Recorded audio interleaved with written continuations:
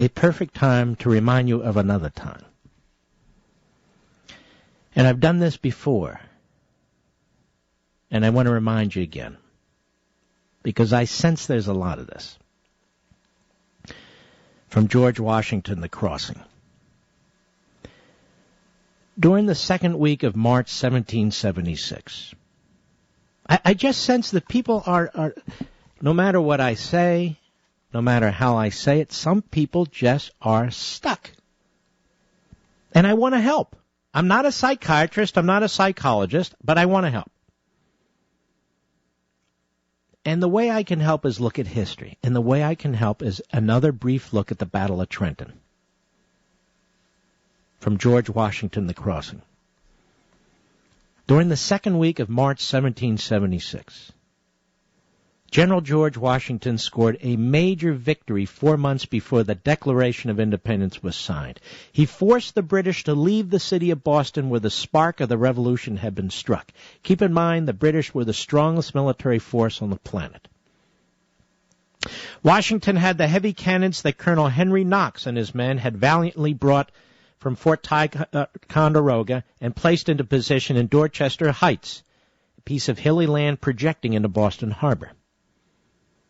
He'd fortified the two highest hills, Bunker and Breed's Hills, and bombarded Boston and Boston Harbor with deadly shell fire daily. The constant American bombardment convinced General Lord William Howe, commander of the British Army in Boston, that only an evacuation of the city would save his troops from a military disaster. So in the following days, Howe loaded 9,000 soldiers and their supplies on nearly 100 ships and sailed away, apparently headed for Halifax, Nova Scotia. The remaining Boston residents wildly hailed the American victory, but Washington didn't partake. Instead, he stared out the sea, wondering about the real destination of Lord Howe and the Royal Army. General Washington couldn't believe that Howe was really en route to Halifax. With all the troops, ships, and war material the British had at their command, a movement to Nova Scotia would be a foolish mistake. It seemed to him a more realistic possibility that Howe might risk an attempt to take New York City and its great seaport. The loss of New York City would be a terrible setback for the Americans. To check such a potential British maneuver, Washington rushed his troops overland from Boston to New York. He sent his men digging entrenchments from the Battery to the northern tip of Manhattan Island. Washington guessed right. Late in June 1776, the missing British fleet appeared. Lord Howe had more than 100 ships loaded with thousands of British and Hessian troops for an attack on New York City. And so the story begins. They attacked and smashed through the American force stationed on Long Island by Washington to repel any attempt by the British to take New York City. And before the overwhelming English assault, the colonial army was forced to fall back. A valiant rearguard delaying action by Delaware and Maryland Continentals, commanded by General William Alexander, Lord Stirling allowed the retreating Americans enough time to safely reach George Washington's entrenchments at Brooklyn Heights. The British continued their assault on the Americans. With this back to open war and outnumbered, Washington was in danger of losing his entire army.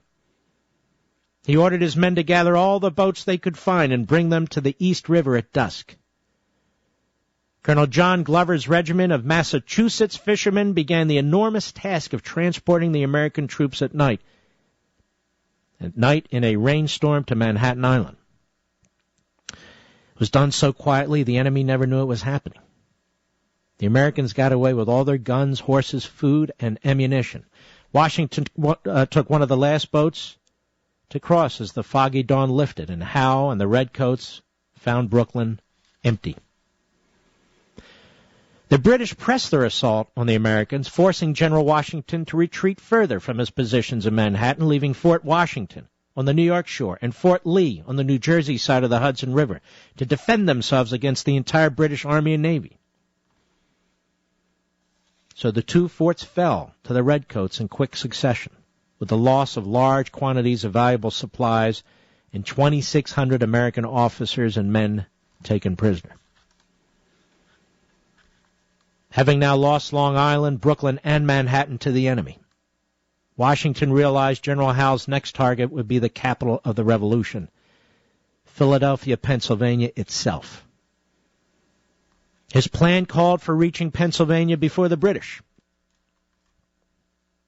On November 12, 1776, Washington led 3,000 men across the Hudson River into New Jersey.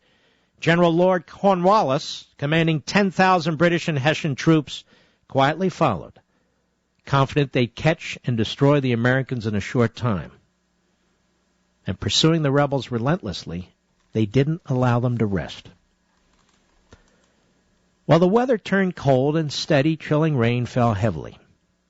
Weary, disheartened, sick, poorly equipped, with losses from death and desertion growing daily, Washington's little army became smaller and smaller. It retreated westward across New Jersey.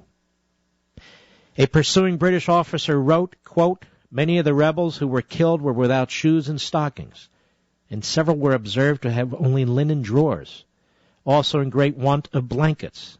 They must suffer extremely." And they did. But they struggled onward. Barely keeping his exhausted army ahead of the onrushing British, Washington reached the Delaware River on December 8, 1776. He ordered his troops to seize and destroy all the available boats in the area, except those he needed.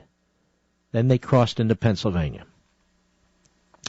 With the river between his troops and the British army, Washington halted the retreat and turned to his tired, ragged army to face the enemy. Utterly exhausted, freezing, and starved, they awaited the next move by the redcoats. And now it started to snow. Large pieces of ice began to form and float downstream. Fortunately for the Americans, General Howe decided his army would not take the field in the dead of winter. Why bother? According to all reports, there would be no rebel army left to face his men come spring. As 1776, a year of terrible suffering and humiliating defeats, drew to a close, the American cause seemed doomed. The Revolution was crumbling. Thomas Paine, the author of the very popular pamphlet Common Sense, joined Washington's army as a volunteer. And during the retreat across New Jersey, he wrote a very powerful essay, The American Crisis. It so impressed Washington. In fact, it impressed him so much he ordered it read before each regiment. It began, "These are the times that try men's souls. The summer soldier and the sunshine patriot will, in the crisis, shrink from the service of his country. But he that stands it now deserves the love and thanks of man and woman. Tyranny, like hell, is not easily conquered. Yet we have this consolation with us, that the harder the conflict, the more glorious the triumph." Very important. Washington sadly wrote to his brother John, "I think the game is pretty near up. You can form no idea of the perplexity of my situation. No man, I believe, ever had a greater choice of difficulties and less means to execute himself from them." Quote unquote. Washington and his exhausted army were encamped on the Pennsylvania side of the Delaware River at a place called McConkey's Ferry. At Trenton, on the New Jersey side of the river, about 9 miles downstream, was Colonel Johann Rall with 1,400 battle-hardened professional Hessian soldiers. Washington pondered over his maps and plans in his headquarters. He looked out on the river with its floating blocks of ice and the snow-covered hills, and his desolated men gathered around campfires, freezing and hungry. He had to do something. The terms of militia enlistments would run out on New Year's Day. Many of his troops would leave with it, and it was late December. He'd only a few days open to him. He called his staff together for a council of war to outline his plans. He would take his little army across the river and attack Trenton. The officers were enthusiastic about his plan and decided to cross into New Jersey late on Christmas night, when they knew the Hessians would be celebrating and least likely to expect any action by the Americans. so very determined to succeed at their task were these men that the passwords victory or death were chosen for the attack. Late in the afternoon on Christmas Day, the colonial troops were ordered to move. They made their way down to the riverbank, where, in shivering silence, they started loading the boats. 50 big artillery horses balked at being led onto the boats. They snorted and stamped on the ground with their hooves, rearing up because they were very nervous. 18 cannons weighing a few 100 pounds each had to be loaded and tied down so they wouldn't move once the boats started their journey across the ice-choked river. If a horse made a violent movement or a cannon broke loose from its mooring, the boat, which was overcrowded with troops, would capsize, and all on board would perish because of the freezing water. Colonel Knox had charge of loading the boats, a slow, cold job lasting until 3 o'clock in the morning, and finally they got underway. It was pitch dark. Complete silence was called for. Only the sound of the oars pushing the water and the ice cakes bumping the sides of the boats could be heard. There was no talking or cursing or smoking aloud. That Delaware River on Christmas night, 1776, was a torrent of rushing water blocked with large pieces of ice. The weather was extremely cold, with a biting wind and a driving sleet storm covering everything with a coating of ice. The Hessians, upon viewing the condition of the river, could not imagine anyone daring to cross it on a night such as this. They retired to their quarters to partake in hot meals and drink rum. Things were different on the Pennsylvania side of the river. Washington ordered all of the Durham boats that had been seized and hidden away brought out to the embankment point. These boats were like oversized canoes, 60 feet long, 8 feet wide, shallow draft, pointed at both ends. They're very hard vessels to navigate under the best of conditions, and a perilous means of conveyance for troops and their equipment in the dreadful weather of that night. Well, folks, this segment is coming to an end. I haven't finished George Washington, The Crossing, by my father. And what happened? Washington and his small army attacked the Hessians, attacked the British, and defeated them, and captured them. And word went out throughout the country of the great grand victory of the American army under their great commander, George Washington. More and more colonists came to the rescue, joined the army, engaged in the battle. The Revolutionary War was turned around. Many more years left of fighting, hard battles, horrific casualties, and they never gave up. The war lasted 8.5 years. 8.5 years. That's the story of the Battle of Trenton. George Washington, The Crossing by Jack Levin. And I read that to those of you who think there's no hope and there never will be hope.